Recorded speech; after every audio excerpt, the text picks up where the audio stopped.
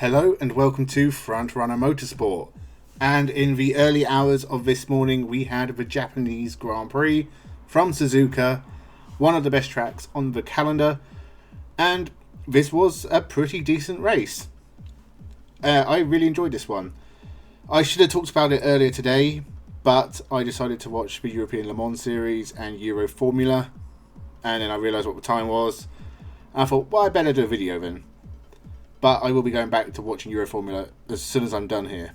But the Japanese Grand Prix. The grid was an interesting one because we once again had a great performance from the AlphaTauris this time. Yuki Tsunoda did a great job. Liam Lawson was unlucky to miss out on Q3, but they did lose out during the race, and sadly it seems like we're only going to get a couple more races at most from Liam Lawson. Daniel Ricciardo will be back in that seat and is confirmed for 2024, along with Yuki Tsunoda. I hope Liam Lawson gets a drive somewhere, and I think the suggestions are Williams in place of Logan Sargent, who did not do himself any favours at this race. Big crash in qualifying. He made contact with Bottas as well and retired from this race. Bad weekend for the American, but I think I said it at the start of this year, or maybe end of last year, Logan Sargent is not terrible, but he is accident prone, and we saw that throughout his junior Formula career, especially the end of his Formula 2 run. He had several crashes, so he has got form for this. And Liam Lawson has done a fantastic job at AlphaTauri.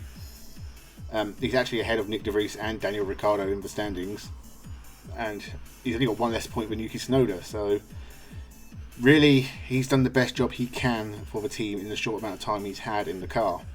So, I think we're going to see him in Qatar apparently, and Daniel Ricciardo will be back in America. But hopefully Liam Lawson can go out with a strong performance in a couple of weeks' time.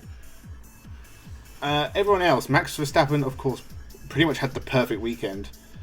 I believe he was fastest in all three practice sessions, on pole, fastest lap, and he won the race, and led pretty much. In fact, I think he did lead every lap, didn't he? Pretty much. So, yeah, just another typical Max Verstappen performance. His teammate did not have the same luck, and he made contact with Hamilton at the start, damaged his front wing. Then he made contact with Magnussen later, and he got penalties, retired the car, unretired the car so he could serve his penalties so he weren't carried over to the next race, which I don't think anyone's ever seen before, and no one actually knows if it's against the rules or not, but apparently it's okay, which is strange. And yeah, it's a terrible race for the Mexican, and whatever slim hopes of the championship, well, he didn't. Like, Max Verstappen's been guaranteed for championship for a while, but even with Sergio Perez's troubles, Red Bull are the Constructors' champions already, and it's race 16 of 22. That's very, very dominant. It's almost unbelievable, and it's pretty much all on Max Verstappen because he's a long way ahead of Sergio Perez in the championship. So, I mean, it can't get much better for Red Bull. So, God knows what they're going to do next year. Everyone else, I mean, it was pretty much trying to keep up, but even in those that no one kept up. McLaren, fantastic weekend for them, second and third for Norris and Piastri. The fourth second place this year for Lando Norris. If it wasn't for Max Verstappen doing what he's doing, Lando Norris would be a Grand Prix winner by now. And he's definitely good enough. And McLaren, they had a poor start to the year, but they have come on strong towards the end. And Lando Norris is putting in some fantastic performances. So I think McLaren are definitely one to keep an eye on. Aston Martin have gone the other way. They've basically swapped. Lance Stroll has been anonymous at best. At worst, obviously, he had his big crash in Singapore. In this race, barely saw him. Didn't seem to have the pace. Eventually retired. And even Alonso, the car just didn't look quick enough, and he struggled to keep up with the top teams. And they have kind of sunk back into the midfield where they're sort of battling Alpine again, not fighting for podiums like they were at the start of the year.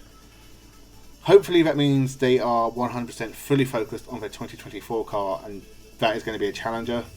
And it's not just a case of midfield team can't keep up with development. But we won't know until next year starts. And we don't know if this is just a problem at Aston Martin that they can't keep the pace up all year. We'll have to see. Ferrari did a fantastic job again in this race. I think strategy-wise, they were pretty much perfect. I think they got the best result they could have hoped for. I think this track was going to be a struggle for them. I don't think they're as kind to their tyres as other cars. And this is a high-deck track. They did a decent job. Both drivers drove sensibly. I don't think there's any big risks on their part. They didn't get in each other's way like the Mercedes drivers did. It was a decent race for Ferrari. In fact, the last couple of races have been very decent for them.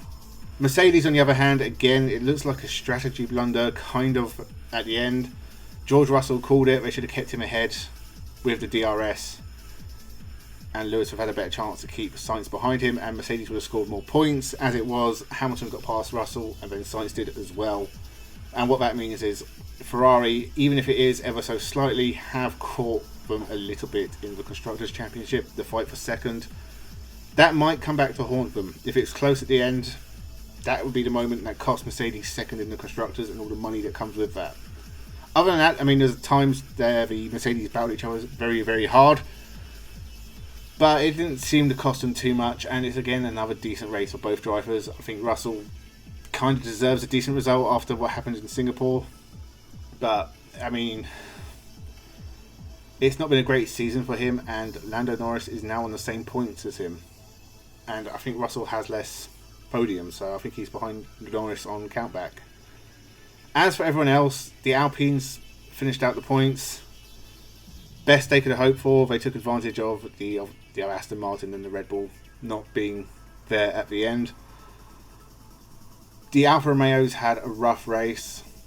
Bottas got caught up in a couple of incidents, and Guan Yu Zhou got caught up at the start, which ruined his strategy. But, I mean, Alfa Romeo haven't really looked on the pace for a very long time. In fact, all this year, I think points, the best they can hope for is like a 10th place by mistake almost, not on pace.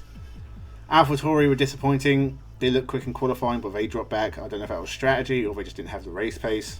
But both of those cars finished outside the points. As did Magnussen and Hulkenberg. Again, not a great race for Haas. I think both cars were involved in incidents. The worst was Magnussen getting hit by Perez, obviously. So their season's pretty much over. I don't really see... Honestly, every race, the same 10 cars will finish in the points. And occasionally the Alpines. But other than that, it'll take other cars going out or a fluke to get one of the other cars in. And we've only got 6 races left.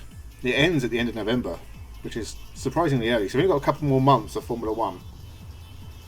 And no one's going to catch Max Verstappen. I think it's going to be difficult for Sergio Perez to change. Red Bull already have the constructors. You're looking at everything else being what's left to sort out. So Lewis Hamilton for third. Can Leclerc, Sainz, maybe Norris, Alonso if the Aston Martin starts performing again.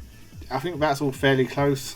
Russell as well, but I think even then, I think Hamilton's pretty strong in third, and I think others are going to struggle to get past him. Beyond that, there isn't really a lot to fight for in the constructors. I think Aston Martin have dropped back behind Mercedes and Ferrari now, so the fight for second. Beyond that, can McLaren catch Aston Martin, or have they already caught Aston Martin? Because I don't think Lance Stroll's scored all that many points. Alpine aren't going to catch them. I don't think AlphaTauri and Alfa Romeo, Haas and Williams are going to score that many more points. So I think what the championship looks like now is pretty close to how it's going to finish, which is disappointing. And we've got some strange tracks coming up. We've got Qatar, Austin. We're going like Middle East, America. Where else are we going? Qatar, Austin, Brazil, I presume, Mexico. Why is Qatar before all the South American rounds? Would it make more sense? Would it have made more sense to do the American rounds before Japan and then go from Japan to Qatar to Abu Dhabi? And then their calendar is a mess. There's too many races. A lot of them have been cancelled. There's going to be even more races next year. It's going to be even messier. It's ridiculous. But I will say this race was a very entertaining one. Probably might be the race of the year. If I'm trying to think of another one. Spa was okay, I think. Or was it Monza that was okay? There was another race that was decent. And I think we'll just call this one the best race of the year so far. I enjoyed it a lot anyway. Even if Max Verstappen was 20 seconds ahead of everyone else, there was at least things happening in this race. So, they are my thoughts. Make sure you subscribe. Thank you very much for watching and have a good one.